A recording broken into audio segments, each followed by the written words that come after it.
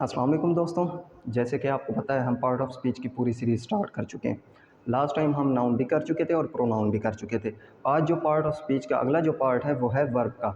आज हम पढ़ेंगे वर्ब क्या होता है, वर्ब की टाइप्स कौन सी होती हैं और वर्ब की इंपॉर्टेंस क्या है। तो पहले हम डिस्कस करेंगे भाई वर्ब होता क्या है। पहले डेफिनेशन करेंगे the word which shows the action, which shows the action. देखें, which shows the action or state of being, or state of being. Verb में दो चीज़ें हैं। कौन सी दो चीज़ें हैं? एक क्या होता है एक्शन और दूसरा क्या होता है स्टेट ऑफ बीइंग।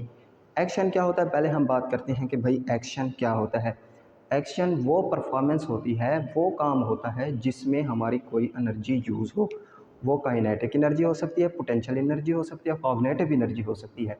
उसे हम क्या कहेंगे? उसे हम कहेंगे एक्शन कहेंगे। और स्टेट ऑफ बीइंग क्या होता है? जो किसी हालत में मौजूद है, जो किसी हालत में है उसे हम क्या कहेंगे? उसे हम कहेंगे स्टेट ऑफ बीइंग। एग्जिस्ट या प्रेजेंस, इसे हम कहते हैं स्टेट ऑफ बीइंग। वर्ब में कौन सी दो चीज़ें हैं इसकी डेफिनेशन में? एक क्या है एक्शन और नंबर 2 पे क्या है स्टेट ऑफ बीइंग। आगे चलते हैं। ऐसा लफ्ज़ जो किसी काम के करने या होने का बताए।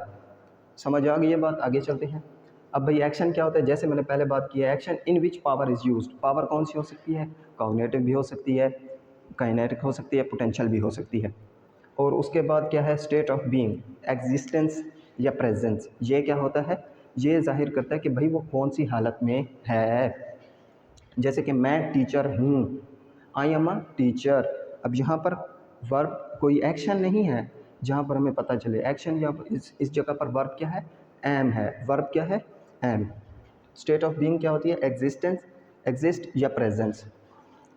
जो कॉमन है वर्ब वो कौन से होते हैं? वो है walk, run, teach, learn, eat, drink, sleep, play, think, kick, sneeze, सारे होते हैं वर्ब। और आगे चलते हैं।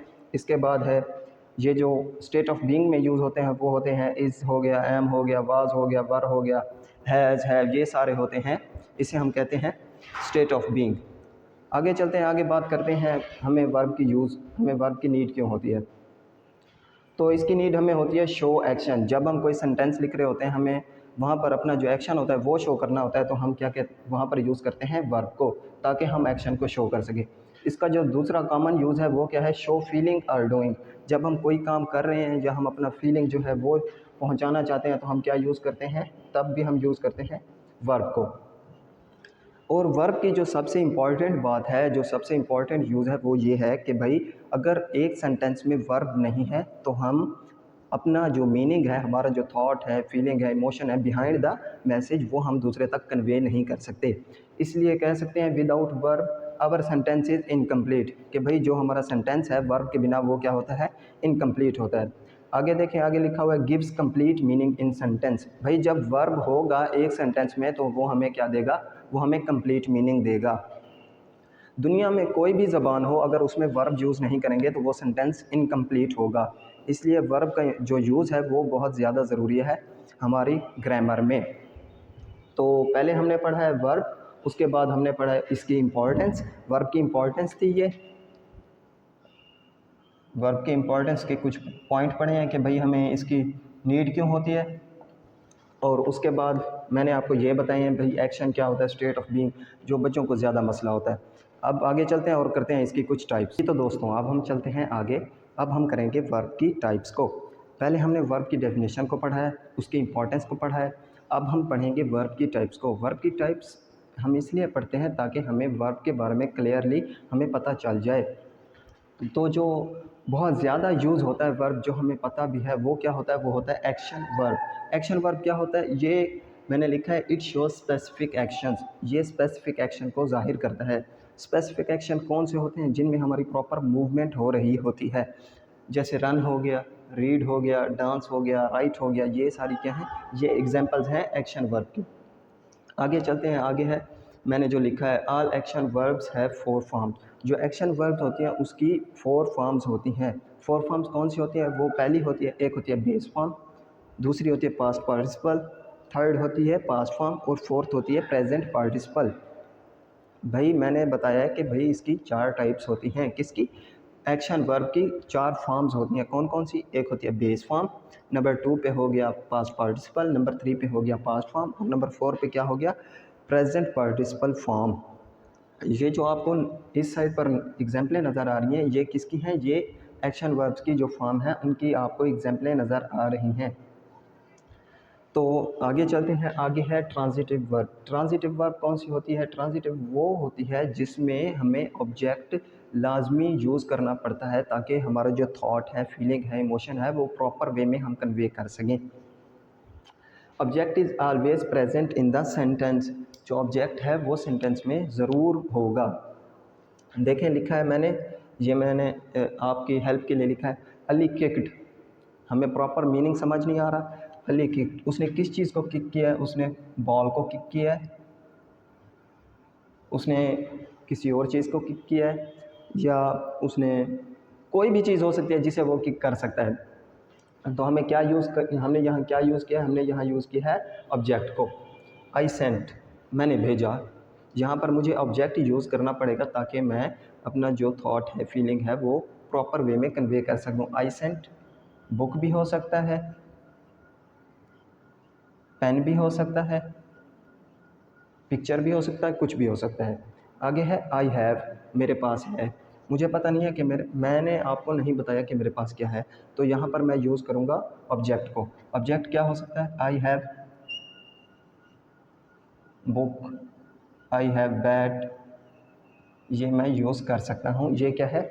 ये है ऑब्जेक्ट, ताकि हम अपना जो हमारा थॉट है वो क्लियरली वे में हम कन्वे कर सकें with the help of object. I caught, मैंने पकड़ा। भाई मैंने किस चीज़ को पकड़ा है वो तो मैं आपको बताऊँगा। जैसे आई काट थीफ, थीफ हो गया, बॉल हो गया। ये क्या है? ये है ऑब्जेक्ट। जहाँ पर ऑब्जेक्ट यूज़ हो रहा है ताकि हम अपना जो थॉट है, फीलिंग है वो क्लियरली वे में कन्वे कर सकें, वो क्या होता है? ट्रांजिटिव वर्ब होता है। दे लुक्ड, उन्होंने देखा। कहाँ देखा? गली में देख सकते हैं, मिरर में देख सकते हैं। तो हमें जहाँ पर ऑब्जेक्ट यूज़ करना पड़ेगा, they looked into the mirror. Sorry, into मैं लिखना भूल गया था, इनटू द मिरर। तो भाई ऐसी वर्ब जिसमें हमें ऑब्जेक्ट को लाजमी यूज़ करना पड़े, ऐसी वर्ब की फॉर्म जिसमें हमें ऑब्जेक्ट को लाजमी यूज़ करना पड़े ताकि हमारा जो थॉट है, फीलिंग है, इमोशन है वो हम क्लियरली दूसरे तक कन्वे कर सकें, उसे हम कहते हैं ट्रांजिटिव वर्ब। अगली जो है वो है इसकी बिल्कुल उलट, जिसे हम कहते हैं इंट्रांजिटिव वर्ब। इंट्रांजिटिव वर्ब क्या होता है? उसमें ऑब्जेक्ट प्रेजेंट नहीं होता, मीन उसका जो डायरेक्ट लिंक होता है उसकी हमें नीड नहीं होती। Object is not present mean we need no direct link. Example देखें, दे जंप्ड, उन्होंने छलांग लगाई। यहाँ पर हमें किसी ऑब्जेक्ट की ज़रूरत है नहीं। शी सैंग, उसने गाया। यहाँ पर हमें ऑब्जेक्ट की ज़रूरत नहीं है। My friend just passed by there, हमें यहाँ पर भी ऑब्जेक्ट की ज़रूरत नहीं है। आगे चलते हैं। जो कॉमनली इंट्रांजिटिव वर्ब्स हैं जिनका आपको पता होना चाहिए, जो यूज़ होते हैं अमूमन सेंटेंसेस में, वो क्या होते हैं वो मैंने लिखे हैं। जैसे रन हो गया, रेन हो गया, डाई हो गया, स्नीज़ हो गया, क्राई हो गया, लाफ हो गया। ये सारे क्या हैं? ये हैं इंट्रांजिटिव वर्ब, क्योंकि यहाँ हमें ऑब्जेक्ट की ज़रूरत नहीं थी कि हम अपना जो थॉट है, फीलिंग है, इमोशन है, उसको हम पहुँचाने के लिए किसी ऑब्जेक्ट की ज़रूरत हमें महसूस हो रही है। नहीं, यहाँ पर जो है हमारा सेंटेंस है उसमें हमारा जो थॉट है वो क्लियरली पहुँच रहा है विदाउट ऑब्जेक्ट। उम्मीद है आपको समझ आ रही होगी। अब आगे चलते हैं, इसकी कुछ अगली जो इम्पोर्टेंट टाइप्स हैं वो करते हैं। जी तो दोस्तों, अब हम कर रहे हैं कुछ अगली जो वर्ब की टाइप्स हैं। पहली जो है जो अब हम कर रहे हैं उसमें है मॉडल वर्ब। मॉडल वर्ब कौन सी होती हैं? जो शो कराती हैं हमें मूड को, पॉसिबिलिटीज़ को और एक्सप्रेशंस को। ऐसी वर्ब की फॉर्म, ऐसी वर्ब की टाइप जिसमें पॉसिबिलिटी कि ये काम हो सकता है, हमें यकीन है कि पाकिस्तान अगला वर्ल्ड कप जीत सकता है, इसमें पॉसिबिलिटी है हमें। और जिसमें मूड हो कि मैं कर लूँगा, मैं कर सकता हूँ। एक्सप्रेशन हो गए, पॉसिबिलिटीज़ हो गई, मूड हो गया, इसे हम क्या कहते हैं? इसे हम कहते हैं मॉडल वर्ब। अगली देखें, ये मैंने एग्जाम्पलें लिखी हैं। जैसे माइट हो गया, शुड हो गया, वुड हो गया, विल हो गया, मे हो गया, कैन हो गया, कुड हो गया। ये सारी क्या हैं? Modal verb. एग्जाम्पलें साथ साथ आपको नज़र आ रही हैं, उम्मीद है आपको समझ आ रही होगी। अगली है फाइनाइट वर्ब। फाइनाइट वर्ब कौन सी होती है?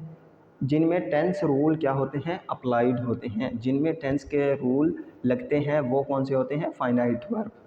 Mean verb can change their form according to sentence. वहाँ पर जो वर्ब की फॉर्म है वो चेंज हो जाती है सेंटेंस के अकॉर्डिंग। जैसे ये अभी आपको एग्जांपल नज़र आ रही है, इसकी जो पहले फॉर्म थी, जो फर्स्ट फॉर्म थी, ये अब चेंज हो गई है किसी दूसरी फॉर्म में, तो ये क्या बन गई है, ये बन गई है फाइनाइट वर्ब। ऐसी ऐसी वर्ब की फॉर्म जहाँ पर वो चेंज हो रही है सेंटेंस की वजह से, वो क्या होती है, वो होती है फाइनाइट वर्ब। आगे देखें, इनफिनाइट वर्ब कौन सी होती है, a verb which has to before it. भाई वर्ब की वो फॉर्म जिसके पहले टू लगता हो, टी ओ टू लगता हो, वो कौन सी होती है, infinite verb. It shows infinite actions which is at the beginning of sentence. ये ऐसी वर्ब की फॉर्म होती है जो इनफिनाइट एक्शंस को शो कराती है सेंटेंस के शुरू के अंदर। भाई मैंने कहा है इनफिनाइट वर्ब वो होती है जहाँ पर हम वर्ब की फॉर्म से पहले क्या लगाएं, टी ओ टू लगाएं, वो क्या होगी, इनफिनाइट वर्ब होगी। जैसे टू सी, ये बाकी जो आपको एग्जाम्पलें नज़र आ रही हैं ये सारी किसकी हैं, ये हैं इनफिनाइट वर्ब की। बिल्कुल आसान तरीके से मैं आपको समझा रहा हूँ, उम्मीद है आपको भी समझ आ रही होगी। अगली है एक्सिलरी वर्ब, वो कौन सी होती है, also known as helping verb. इसे हेल्पिंग वर्ब के नाम से भी जाना जाता है। ये क्या करती है, ये मेन वर्ब के साथ यूज़ होती है।